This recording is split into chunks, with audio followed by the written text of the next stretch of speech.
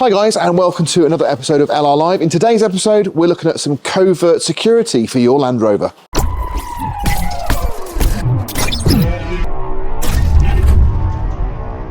With newer vehicles, obviously, you've got a whole host of security devices at your disposal that come pretty much with the vehicle. So you've got immobilizers, you've got factory-fitted security systems, you've got trackers. There's a whole host there that just come with the vehicle. But there are ways that we can sort of introduce some of that technology into an older vehicle. Now, this is a tricky video to film because I don't want this to be a how-to to prospective thieves of knowing what can be fitted to a Defender and how to bypass it. So we're just going to cover a few bases, but that's going to give you an idea of where you might want to actually mount and how you'd actually mount your own security devices. So let's first take a look at this SkyTag tracker. It's really small. It's smaller than a playing card and it's very thin, so it's like half a deck of playing cards thick.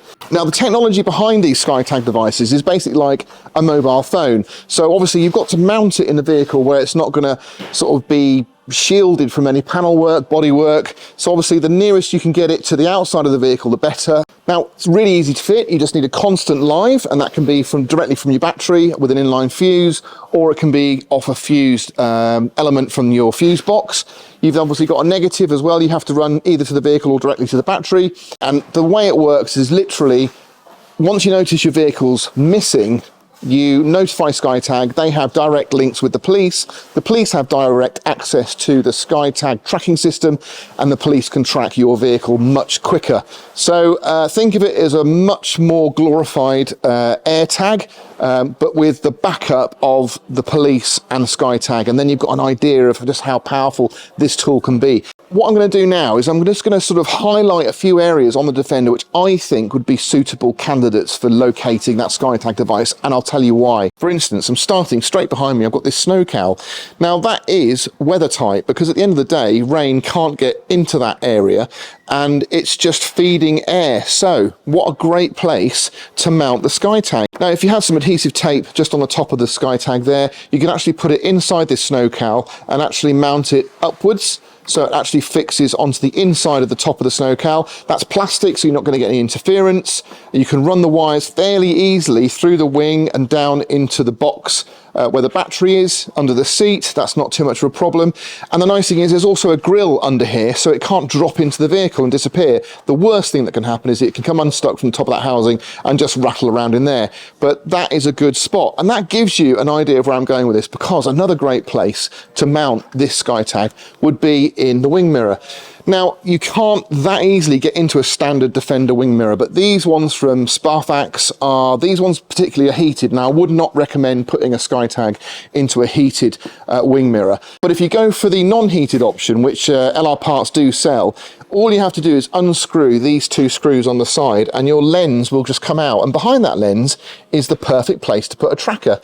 You'd have to be careful about running the wire. You'd need to do that inconspicuously, so you could run the wire in there and down into your battery box, but it's definitely a doable option. So again, on the other side here, we've got just a plastic mount, and underneath there is a complete void where it'd be quite easy to mount the SkyTag underneath there, stick it on. What about fitting it onto the snorkel? I mean, you could actually mount inside the snorkel here. It basically, you just pull that section off there at the lower bit and you can just basically stick it into your intake. It's not going to restrict the airflow of anything coming in, but it's a good place, and you can actually run the wire down and through and out into the vehicle. So yeah, another good place to fit it. If you've got a counting, you've got this plastic headliner that's going across the top here, that again is a really great space just to drop your tracker in, and it's going to basically pick up a good signal the nearer the glass you get. So obviously this area is a good area for a start. Now, the other way you can actually hide one of these tracker units is by disguising it in the vehicle as something else. And when I say that, what I mean is it's so small it can be tucked into all sorts of things. So previously on one of my Defenders, I actually had this in an old cigarette packet. So we're looking at about the early 2000s when I used to smoke. And basically I just put this in one of those cigarette packets. I discreetly ran the wire, put some black tape on it so it's nice and dark, ran it into the dash, and it just sat there in my dash the whole time. And that was a really good way of hiding this tracker. But you could also do that with an old sunglasses case. You could have an old pair of gloves. You could literally put this into the gloves, and you could actually tuck the gloves into the dashboard. No one's going to know any the better. You could basically, if you wanted to go really clever, you could wire this through one of the fingertips, run it into your vehicle, and it just sits there as a prop. And that's what it's all about. It's disguising your security. I think you have to approach security nowadays with the fact that they are going to take your vehicles. At the end of the day, if they're not going to drive it away, there's a good chance they're just going to sort of yank it onto a low loader and drive off. And if you want to get that vehicle back, you need to get yourself a tracker. Again, stopping the vehicle from being started or driven isn't a bad idea. Don't get me wrong. And I think it's essential basically to slow people down, slow thieves down, so you've got the opportunity to prevent them. Because at the end of the day, the longer they're in your vehicle trying to get it started or trying to move it, the less confident they're going to be, and they're going to do a runner. So yes, if you can delay them in stealing your vehicle, that's a great option. But I think you have to work both in hand. You've got to have a tracker on there, and you've got to have something to prevent them from taking your vehicle. So what have we got here? This is the device that will actually enable you to isolate your starter motor, and it's just quite simply a piggyback or extension for your relay. And then all you've got from there is a wire that they give you that's all sheathed and just goes to a simple on-off switch. We don't utilize the LED light because that would just give away its location, so it's interesting that they've actually included one of those, but there we go. And you need to hide this in your vehicle. So on our TD5, I've just exposed our main fuse board, which is behind the gear shifter. And this relay here is the one that controls the starter motor. So, little tip, if you wanted to isolate your starter motor and prevent anybody from taking your vehicle, you could literally take the cover off here and just pull this out. And that means they can't start the vehicle. So it's the same thing, but without the hassle of having to unscrew the whole panel and remove your relay. What you're doing is you're just isolating it. So you're basically doing what I've just done there, but in a much easier way. So there we go. We've got all the wires in the corresponding slots. We've got our piggyback now just sitting there, and we just pop it into here. I think that's gone in. Yep. Now we've got one of these mud switch panels on here, which is allowing us to run a USB out and also mount our Carling switch for our front heated windscreen. But there's two other Carling switch apertures there that I could utilize, and I could put whatever I want on there. So I could put, for instance, a rear working lamp switch on there, but I can actually connect it to our isolator, and that is a great option. So on your switch, you can see you've only got two wires going to it, and you've got three tabs on the actual switch itself. The tab that sits underneath the LED light is not used. You just need to put one on the center tab, one on the outer side, away from that LED light. And that now means that if I try and start the vehicle, nothing. It's all lighting up, but it's not doing anything. And switch this on, it's reconnected. Now you can turn it off straight away if you want to, and then you won't have forgotten to do it, or you can just leave it as it is. Now if you're going to mount the switch that they give you in the kit, it's very easy. You just drill a hole, which we'll do now, and pop it through. Now there's the grommet that sits in the front of my drawer, and I've just left this piece out here because I've got to feed the wire in at the same time, but we'll do that now. Mount it at the bottom, I think. There we go. If you're going to fit a standard switch, you could fit it anywhere, and this would be a great little place. Look, it's just hidden underneath, out of sight. You can see there where the switch is, but obviously when this is all closed up, it's nicely hidden, and yeah, so starts no problem. If I flip my switch, I get nothing. Now, if you're in the know, let's imagine you're a thief that's stolen 50 Defenders and you know every in and out of the vehicles. Yes, there's a good chance that when you get in and you turn everything on, if nothing happens, you're going to know that possibly the relay's been taken out. So you would rip that console off the front there, and you would see that there's something fitted, and you'd be able to deal with it. But what about this? What about if you extend that relay position to somewhere hidden inside the dash so it can't be got to? And that way, if someone sees that it's got a wire going to it, they can't actually get to it to fiddle around with it and change it and swap it. So you could hide the relay, you could mount the relay itself, the extended relay, somewhere nice and secure that can't get gotten to easily without stripping the whole Defender apart. and then you go from your switch from there to somewhere either discreetly hidden in your vehicle or disguised as a different switch.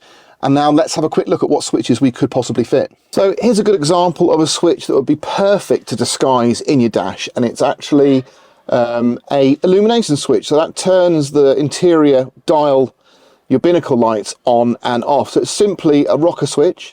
Now the connections are slightly different on the back, but it's still just 2 connections, so this will work. The other option you've got as well is I've got this one here from Mud.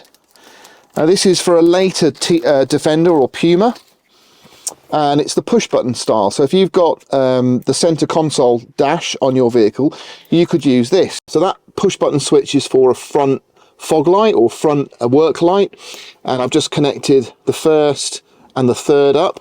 And so if I start now, nothing.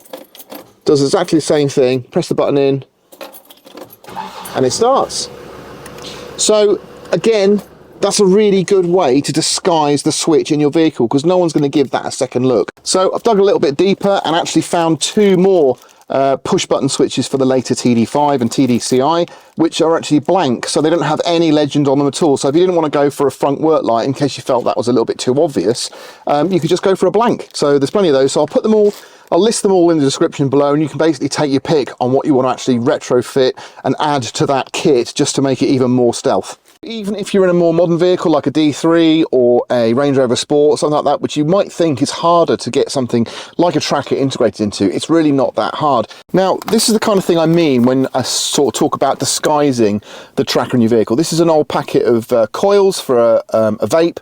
Now, if I had these just sat on the dash, they look very inconspicuous, but obviously inside there I've got my my GPS. So it's wired through the dash and then into the front there. So we've got the tracker in a sunglasses case now. That's just stuffed into the dash as you would normally have it.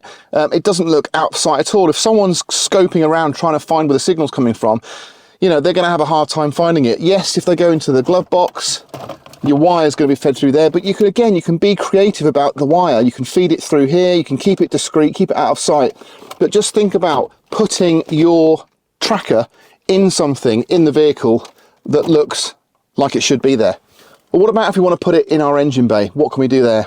You'd think that it'd be quite easy just to mount your SkyTag tracker sort of maybe in the fuse box, but it's probably a little bit close to all those electronics, and I wouldn't recommend that. And you've also got that massive metal shield that's the bonnet that's on top of it. And what you could do is just move things up a little bit, and where you've got your scuttle, there's plenty of room there to actually mount your tracker in that void, and it's fairly protected from the elements. So it's a good place to put the tracker. But equally, if you wanted to sort of be a bit more creative, you've got plenty of room at the front of the vehicle. So in that bumper area where it's all plastic, you haven't got anything interfering with the signal, and actually behind the grille is a really good place, because yes, it is out in the elements to a point, but you're going to be getting heat from the engine, which is going to keep it dry, and it is fairly well protected for the elements. So that's just really a roundup of what options there are to you. So I've only shown you a couple of options as far as security goes. That cut-off switch, the Dendender, I think is a really nice little touch. It's something we've kind of, as Dendender owners, always known about, but it just makes good use of that facility where you can remove the relay for the starter motor, and you want to isolate it and relocate it and actually have it so it's on and off switchable. And I think that works really well. And if you combine that with those discrete switches, I think you've got yourself onto a winner with that one. And the SkyTag, I know for a fact the SkyTag is a brilliant system, and I definitely recommend having one in your vehicle. And I am going to do a whole video soon on fitting it, installing it, and showing you how it works and how effective it is. But I do know at the moment that LR Parts have got an offer on those, and that'll save you about 30%. Now the SkyTag tracker is actually quite a nice idea for a Christmas present, so that's something to think about if you're struggling with some ideas, but I'll come up with some more as well as we move closer and closer to Christmas. But that's it for now, and thank you very much for watching. Hope you enjoyed it. If you did, please give me a thumbs up, and if you haven't subscribed, you need to do that because you're going to be missing out. But for now, I'll catch you on the next one.